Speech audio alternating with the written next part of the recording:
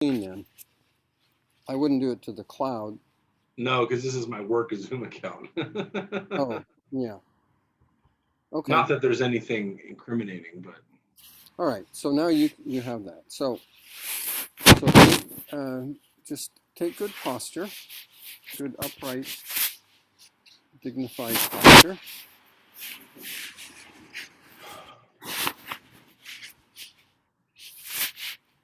And maybe just scan from your feet, your toes. Relax anything that's tense. Make sure it's comfortable. should I be standing No, sitting's fine. Do you normally meditate sitting, right? on a cushion? Yeah. Okay. Well, we can do it in the chair, and then you can review it later. The main thing is the spine should be upright, relaxed, and not leaning back. The upper torso in good balance.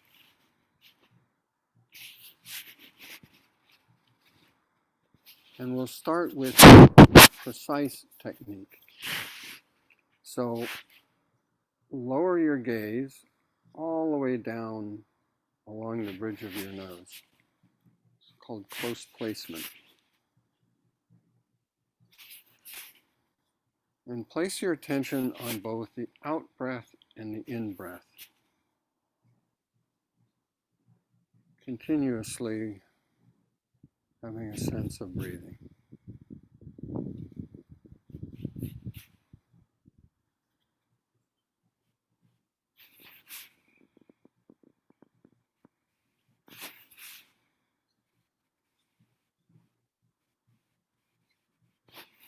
If you want, you could even count to 7 or 21 or whatever and start over. Count to what? Count to 7 or 21. If you want, you could count breath. And when you get to 7 or 21, you just start over. And if you lose count, start with 1. I've had sessions where I never got above 3. It happens. The mind just reels Yeah. like amber waves of grain. So this is the most, you might say, heavy-handed technique. It gives our mind a lot to hang on to, the in-breath, the out-breath. With the eyes down, there's less visual field, there's less distraction.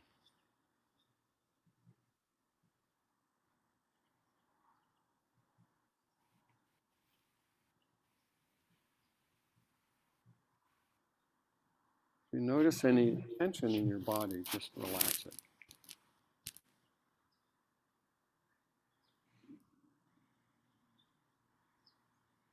Just very gently following the breath in and out.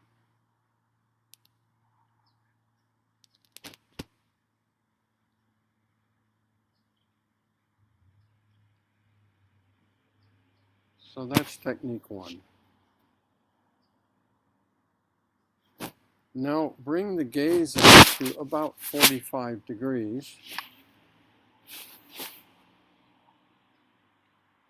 And consciously place the attention only on the out breath.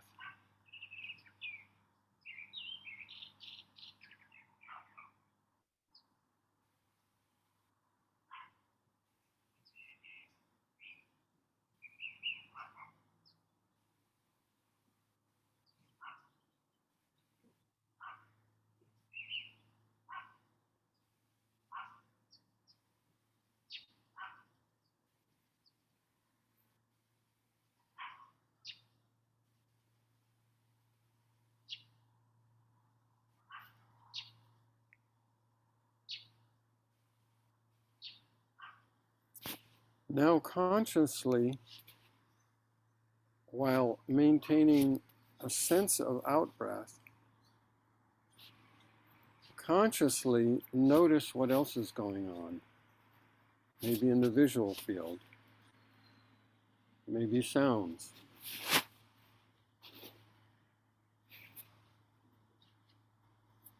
So about a quarter of the attention on the out breath and the rest just awareness.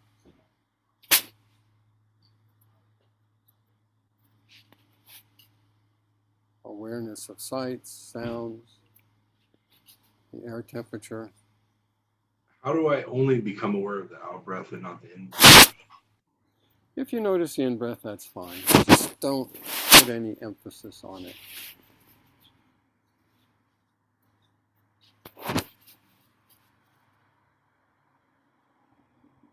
And maybe your mind settles on hearing a sound, and it can just stay with that on the in-breath. It takes some time to start being comfortable with the technique.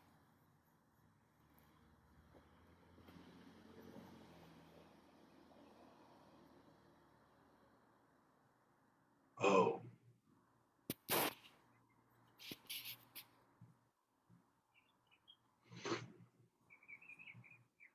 Just loosen the grip, if you will, on the breath, and let that breath mix with the space of awareness. Let it go out. Notice the visual field, notice the sound.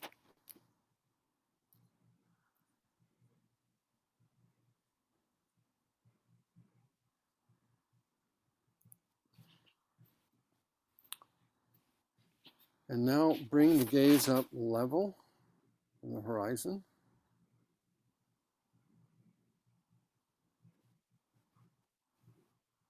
And imagine you're breathing from your heart center out 360 degrees in all directions, up, down. The sense of the open, genuine heart of sadness, looking out in all directions. Just gently touching everything it sees.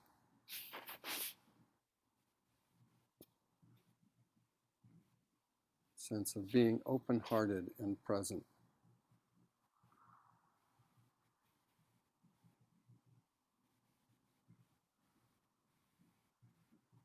I got knocked out of it there. I disassociated. Uh-huh. You'll have the recording. You can go back to it.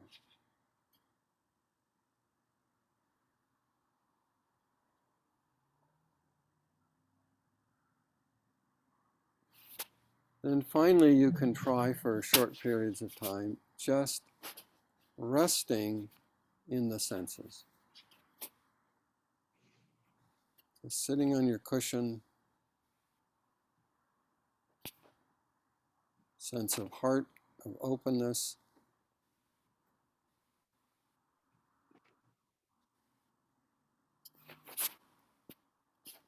It's like sitting naked in outer space, no separation between yourself and anything going on. So just do that for a minute or two.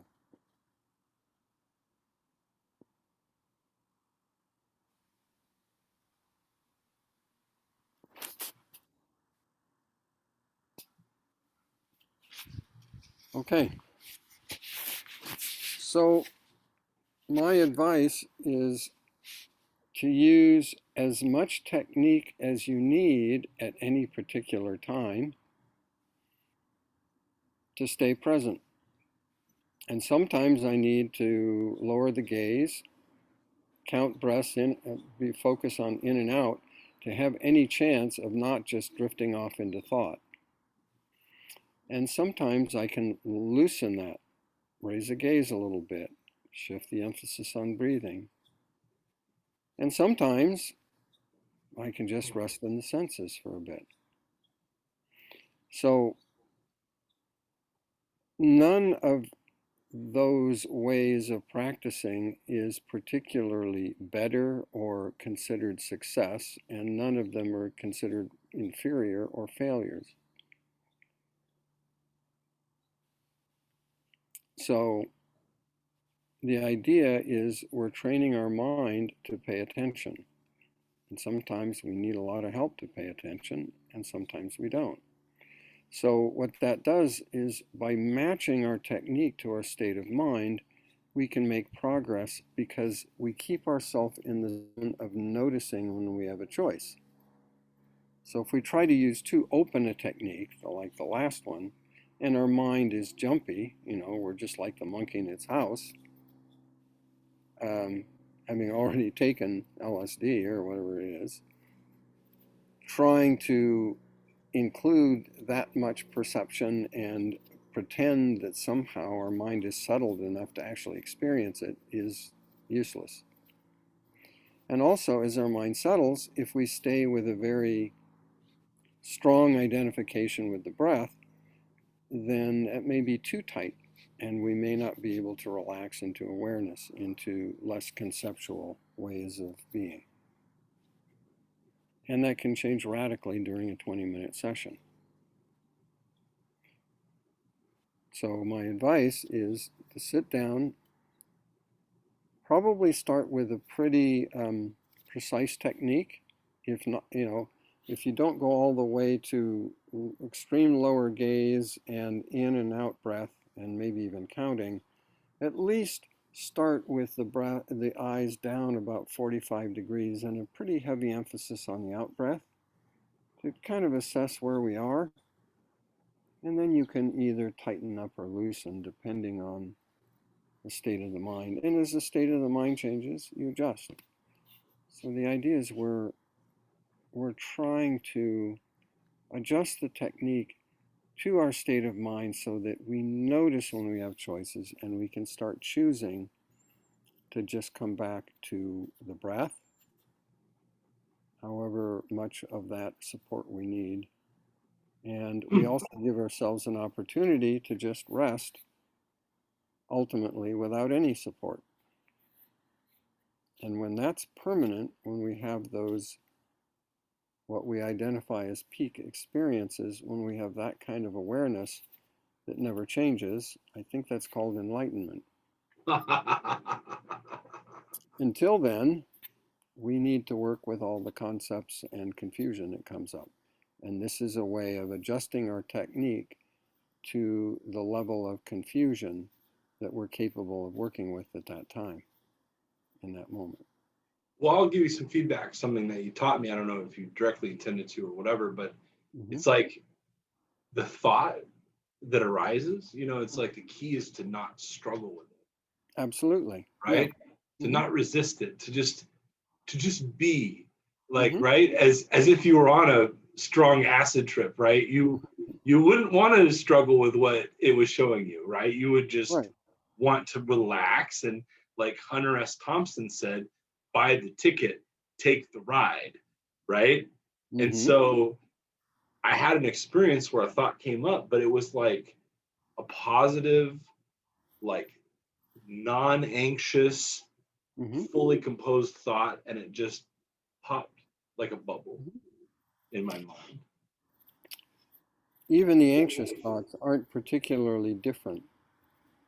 Really? They feel different. I feel Of course like they feel in my different. body, like.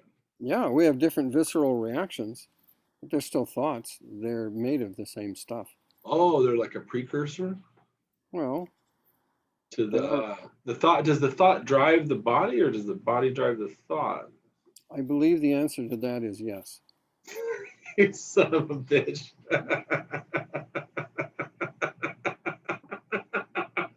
Hey, I remember early in meditation. You're enjoying this. I enjoy talking about mind and body, and Can I kill flies? Am I allowed to kill flies? that's entirely up to you. I have killed flies when they're a problem. I don't go out of my way.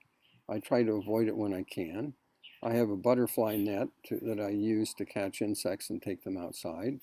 But if there's a mosquito in the house and it could infect, me or my family, I kill it because I don't have any other options. Like black widows and shit like that. Yeah, yeah. I kill flies. I have a fly swatter and I kill flies. And I just, Well, maybe I'm going to hell, but I doubt. Well, I don't know. That's I theism. find them to be very interesting. They seem to fly at significant times, Yep. and there seems to be some sort of method to the madness. Yeah, well, there may be. At any rate, I do need to